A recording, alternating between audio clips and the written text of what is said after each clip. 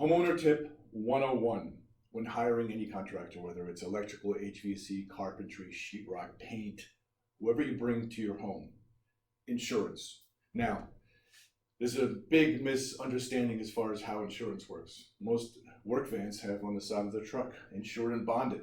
Fantastic. Maybe they are. Maybe they aren't. How do you know? Well, there's a way to figure out if their insurance is A, valid, and what the insurance really is, because not all insurance is created the same. It's called a certificate of insurance, and you should be asking your contractor. So a certificate of insurance looks like this. Your contractor should be able to get you that certificate of insurance when you request it. If they can't, probably means their insurance is not valid, despite the fact their lettering on the van says insured. Unfortunately, a lot of stories like that exist. Most contractors do have insurance, but the other thing you have to make sure of is that, are you covered? Are you covered correctly? So, request a certificate of insurance, and let's go over what that exactly looks like. First, on the bottom, you will see a section called Certificate Holder. This is a section where you want to be named. Your legal name, your legal address has to be here. Ask them to put it in there.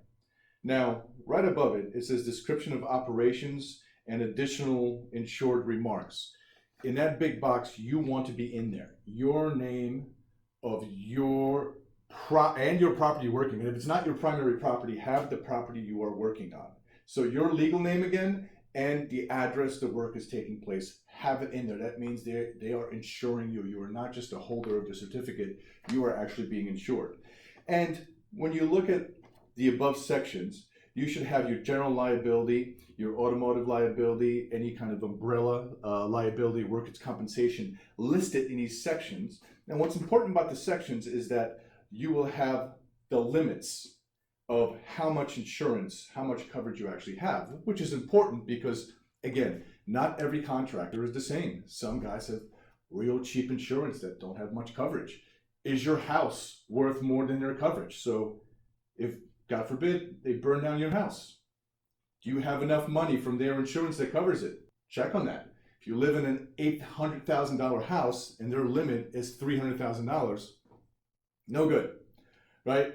Maybe not the contractor you want to hire. All things to consider. So, certificate of insurance, extremely important.